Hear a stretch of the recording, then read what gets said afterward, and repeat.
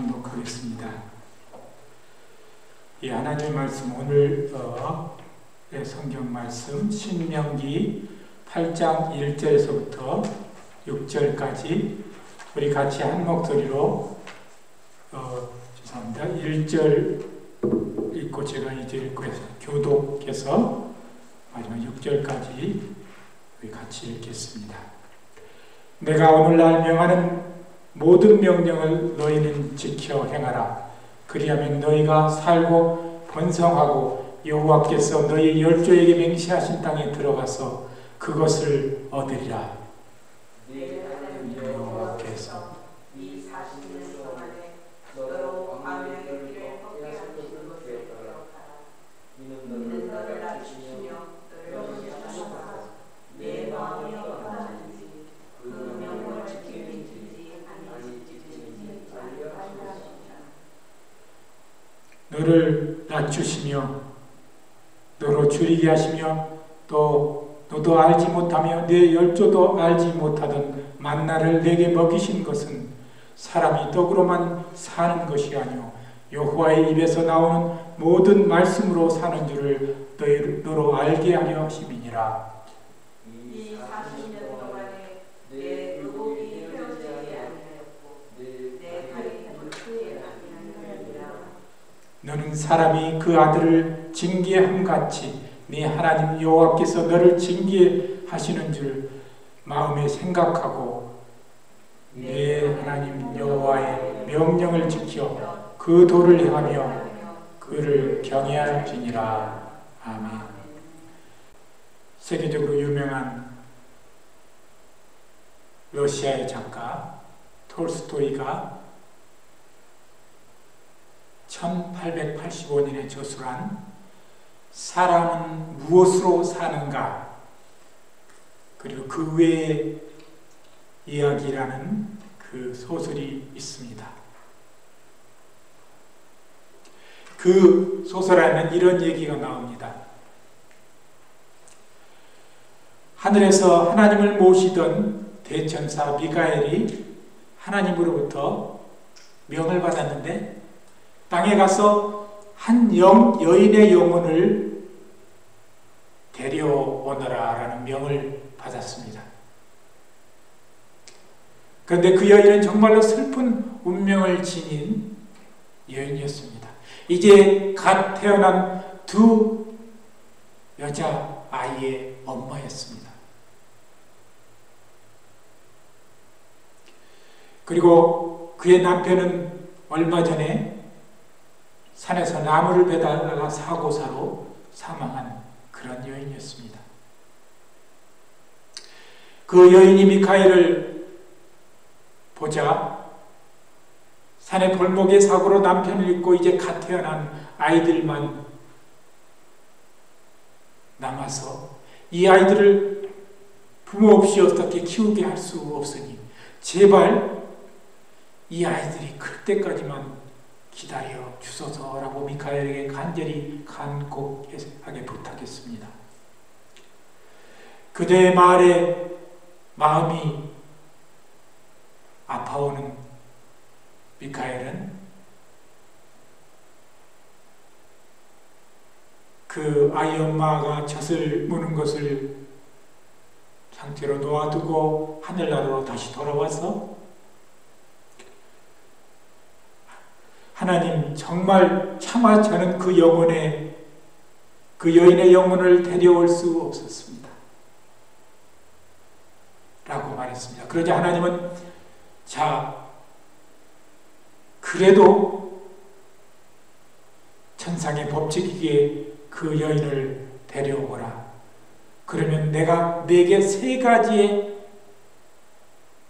뜻을 깨닫게 해 줄 것이다. 그런데 그 세 가지가 무엇이냐 하면 첫째가 사람의 마음속에는 무엇이 있는가? 그리고 두 번째 사람에게는 주어지지 않는 것이 무엇인가? 그리고 세 번째는 사람은 무엇으로 사는가? 이 세 가지를 너에게 알게 해주겠다. 그렇게 말하였습니다. 결국 미카엘 천사는 그 여인의 영혼을 빼앗았고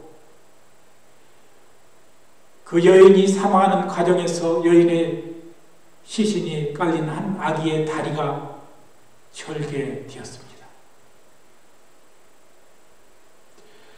그리고 그 여인의 영혼을 데려오던 미카엘은 폭풍에 휘말려 땅으로 추락하였고 그 여인의 영혼만 하나님 앞에 가게 되었습니다. 그리고 미카엘 자신은 날개가 부러진 채 이 세상에 떨어져 어느 교회 옆에 길에 누워있다가 구두 수선 가게의 주인인 시몬이라는 사람에게 발견되게 됩니다. 처음에 미카엘은 이 시몬의 첫인상을 보고 저런 사람이 나를 어떻게 도와줄까라고 낙심했습니다. 그러나 예상과는 달리 그를 슬쩍 훑어보고 다시 가다가 너무 그가 옷을 제대로 입지 못한 이 미카엘이 가엾었던지 다시 돌아와서 자신을 구해줬고 자기 집으로 데리고 가서 옷을 입혀주고 그의 아내에게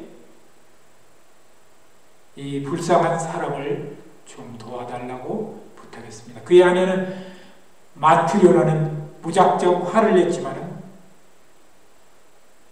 곧 시몬의 말을 듣고 화를 풀었습니다. 그때 미카엘 천사는 그 마음속에 사람의 마음속에는 사랑이라는 것이 있는 거구나 라고 소리 없는 미소를 지었습니다.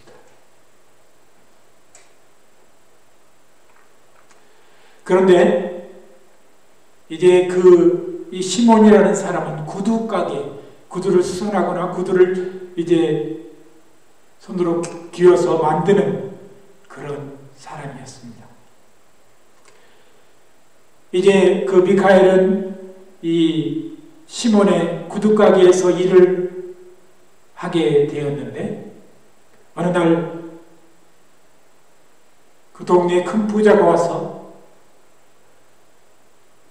장화를 하나 만들어 달라고 자기가 가죽까지 가져와서 장화를 하나 만들어 달라고 부탁을 하고 돌아갔습니다. 그런데 이 미카엘은 원래 천사이기 때문에 이 미카엘에게는 무엇이 보였냐 그러면은 이 부자가 곧 죽을 것이라는 것을 알았습니다. 이 부자는 마치 자기가 큰 권력이나 큰 힘이 있는 것처럼 오히려 명령하는 쪽으로 내 신발을 며칠까지 꼭 만들어 놓아야 합니다. 장화를. 그리고 만들지 않았을 때는 내가 벌을 내리겠소 라고 큰 소리를 치며 갔습니다. 그런데 이 주인인 시몬이 보니 이 미카엘이 만드는 것을 보니까 장화가 아닌 사람이 죽을 때 신는 가죽 샌들을 만들었습니다. 그런데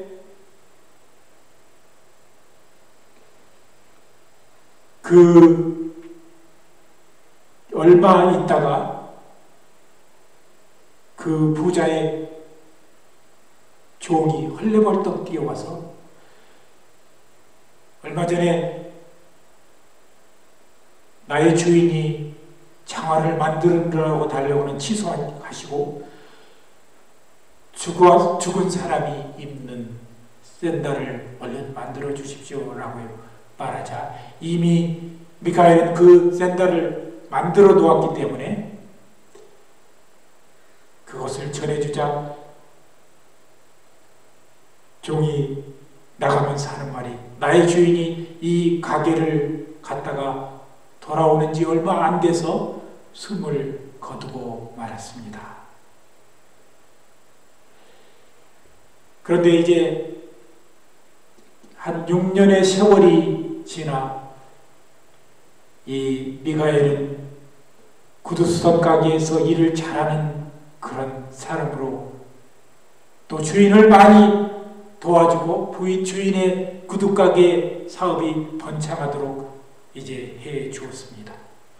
그런데 어느 날 어떤 부인이, 중년 부인이 아이를 둘 데리고 와서 아이에게 두 아이에게 예쁜 신발을 만들어 달라고 부탁을 했습니다. 이 미카엘은 얼른 그 아이가 어떤 아이인 것을 알아보았습니다. 바로 그 두 아이는 그 옛날 자기가 그 여인의 영혼을 하나님 앞에 데려왔던 그 불쌍한 두 아이였습니다. 그런데 그 두 아이 중에 하나는 그의 엄마가 사망하면서 죽으면서 그 아이의 발 위에 쓰러짐으로 말미암아 그 아이는 한 발을 저는 아이가 되었는데 더욱 그 아이가 발을 저는 것을 보고 그는 더욱 기억이 생생하게 났습니다. 그리고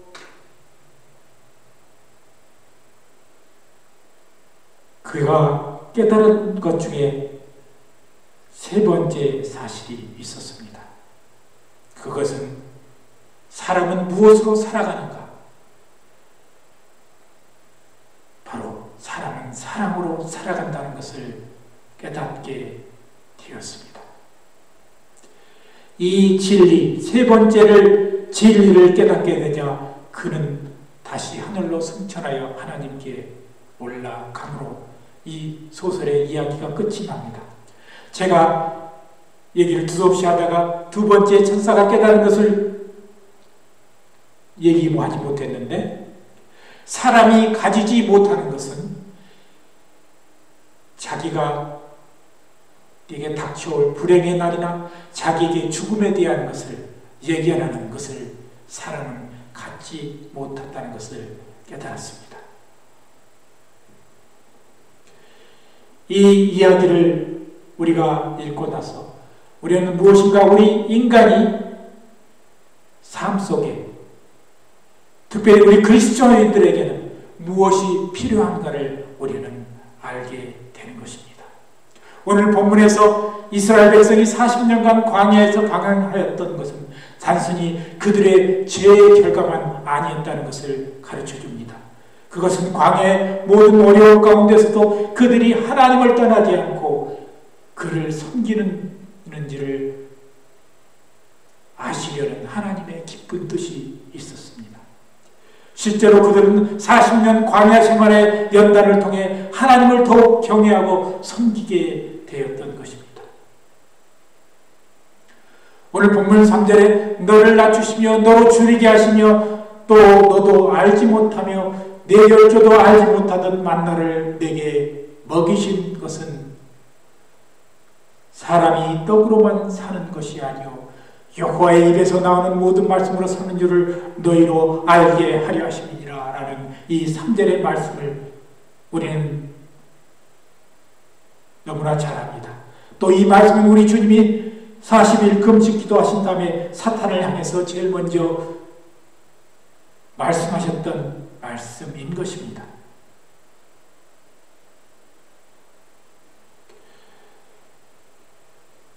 이 말씀 속에는 참 삶이란 어떤 것인지를 우리에게 가르쳐주고 있습니다. 인간이 추구하는 진정한 삶이란 무엇인가 라는 이 명제는 모든 사람이 제기하고 규명하려고 역사적으로 애써왔습니다.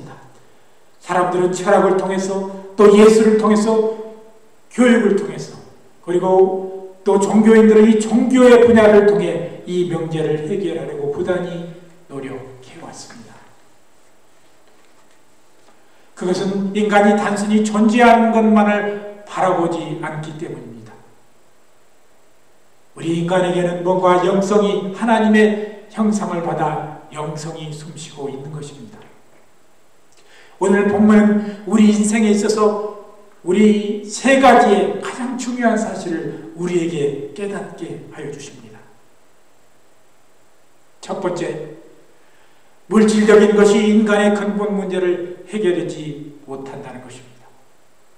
사람이 떡으로만 사는 것이 아니오 라는 말 속엔 단순히 먹는 것만을 의미하는 것이 아니오 모든 물질적인 것을 의미하는 것입니다. 이 말은 인간이 필요로 하는 모든 물질적인 것을 떡으로 표현하고 있을 뿐입니다. 사람이 떡으로만 살 수 없는 것은 인간이 물질적인 존재만은 아니라는 의미인 것입니다.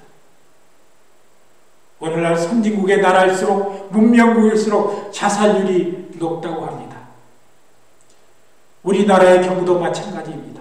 문명이 발전할수록 사람들의 국민의 자살률은 높아지고 있는 것입니다. 두 번째, 인간은 하나님의 말씀으로 사는 것입니다. 고린도전서 13장 13절 믿음, 소망, 사랑 이 세 가지는 항상 있을 것인데 라고 말씀하고 있는데 제일 먼저 사도 바울 선생은 믿음을 먼저 언급하고 있습니다. 이 믿음은 어떠한 믿음입니까? 하나님의 말씀을 믿는 삶을 뜻하는 것입니다. 우리 삶 전체를 하나님께 맡기고 믿고 맡기고 의지하는 그런 것입니다. 그리스도의 구속의 은혜와 성령의 인도하심으로 우리는 사는 것입니다. 그리고 믿음, 소망, 그리고 소망이 있는데 생명의 동력은 소망에서 비롯되는 것입니다. 소망이 있을 때 우리 인생은 활기가 넘칩니다. 고린도전서 4장 18절 보이는 것은 잠깐이요 보이지 않는 것은 영원함이라고 했습니다. 이것은 바로 우리의 소망을 뜻하는 것입니다. 우리가 소망을 가지고 있다면 우리는 낙심하지 않는 것입니다. 세 번째, 사랑과 희생으로 이루어진 것이 우리들의 삶이라는 것입니다. 수직적인 사랑, 수평적인 사랑 모두 하늘에서부터 오는 것입니다. 요한일서에 하나님은 사랑이시라 하는 이 의미는 모든 사랑이 하나님께로부터, 진정한 사랑은 하나님께로부터 온다는 것입니다. 하나님의 사랑 없이 우리가 사랑을 논할 수 없습니다. 죄가 있는 곳에 사랑은 활동하며 생명이 있는 곳에 희생이 이루어지고 또한 그것이 사라집니다. 사랑은 하늘로서 오지만 그 표현은 땅에서 인간들 사이에 이루어진 것입니다. 하늘로부터 온 사랑은 인간 속에서 이루어지고 다시 하늘로 올라간다고 어떤 이가 말했습니다. 저는 지난주에 이제 저희 아버님의 기독교적 명칭으로는 천국 한송 예배 이렇게 드렸는데 지난 금요일에 하나님께서 모든 일을 예비하심으로 또 은혜 가운데 잘 마쳤습니다. 그런데 그 아버님의 삶과 또 저희 어머님의 삶을 이 목사님께서 설명하시면서 그 요지 속에는 두 가지의 단어가 등장했습니다. 하나는 사랑이요, 또 하나는 희생이었습니다. 비록 고작 우리 인생은 80, 아니 길면 90 살지만은 그러나 그것은 영혼에 비하면 잠시에 불과합니다. 그 삶을 살면서 우리 다음 세대들에게 무엇인가를 남겨주고 무엇인가를 그들이 아름답게 살고 무엇인가 영원한 것을 구하기에 그분들은 희생하고 사랑을 베풀며 그렇게 살았다는 그런 발자취를 우리는 발견할 수 있었습니다. 이제 말씀을 맺으려 합니다. 우리가 성찬식 때마다 그리스도의 살과 피의 의미를 되새깁니다. 오늘 본문에서 말하고 있는 이 만나와 떡의 의미를 우리는 다시 되새겨야 합니다. 그것은 이 그리스도의 희생에 또한 의미인 것입니다. 요한복음 6장 48절에서 51절에 보면 내가 곧 생명의 떡이로다. 너희 조상들은 광야에서 만나를 먹었어도 죽었거니와 이는 하늘로서 내려온 떡이니 사람으로 하여금 먹고 죽지 않게 하려는 것이니라. 하늘로서 내려온 산떡이니 사람이 이 떡을 먹으면 영생하리니 너희 줄 떡은 세상의 생명을 위한 내 사료다 하시니라. 광야에서의 만나가 그리스도의 살이라고 하면 광야에서 주는 생수는 주의 흘리신 보혈과 같은 것입니다. 이 만나라는 이름을 이스라엘 사람들이 짓게 되는데 그 이유는 뭐냐면은 이 만나라고 지은 이름은 원래 만후라고 히브리로 말하는데 이것이 무엇이냐라는 뜻이라고 합니다. 그래서 이 말에서 유래돼서 그들은 이것을 만나라고 했다고 합니다. 정말 오묘하고 신비한 것입니다. 밤이 되면 하늘에서 이슬처럼 내리는데 그들이 가서 보면 달고 끈적끈적한 떡 같은 그런 입속에서 슬슬 녹아내리는 그 놀라운 그 맛을 그들이 하나님께서 주신 그 양식의 맛을 보았습니다. 또 신비하게도 금요일 날이면 2배로 내려서 토요일까지 주일 안식일까지 그렇게 그들이 먹을 수 있도록 하나님께서 예비하셨던 것입니다.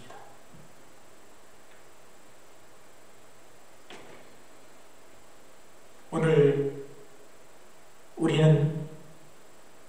우리가 이 세상을 살면서 그리스도인들이 주 안에서 무엇을 위해 사는가 다시 생각해 보아야 합니다.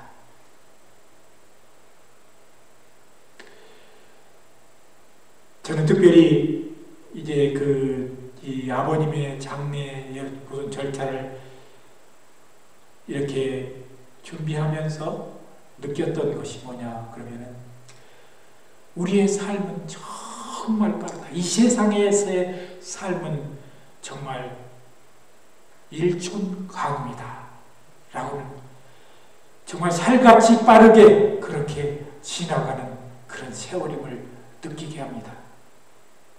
하나님께서 이러한 삶을 이 세상 속에 우리에게 살게 하신 것은 우리가 이 세상을 살면서 그리스도의 사랑을 실천하게 하며 또한 하나님을 말씀을 믿게 하며 또 그 말씀을 예수님이 가르쳐 주셨던 보여주셨던 그 사랑을 나와 내 가족과 그리고 세상 사람들에게 실천하며 사는 그 삶의 그게 바로 우리의 목표라는 사실을 깨닫게 되었습니다.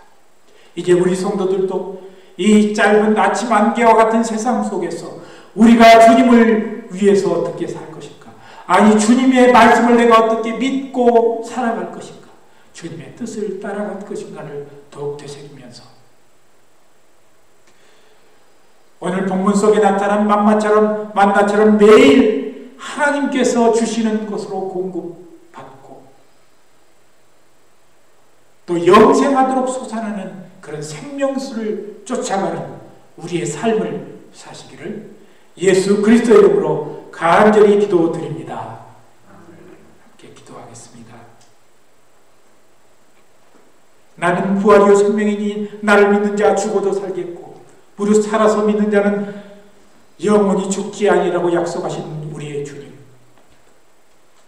이 유한한 세상 속에 사는 것이 얼마나 덧없음을 우리가 깨닫게 됩니다.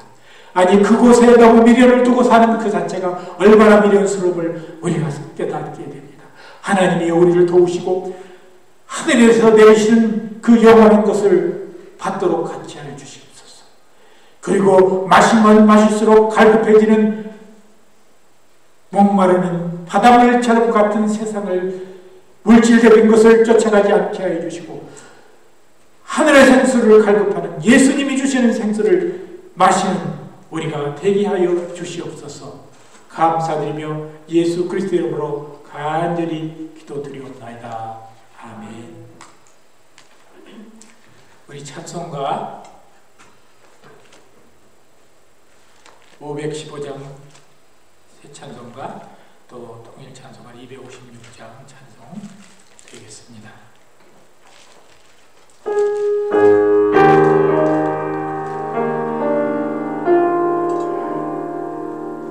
눈을 들어 하늘을 보라 어지러운 세상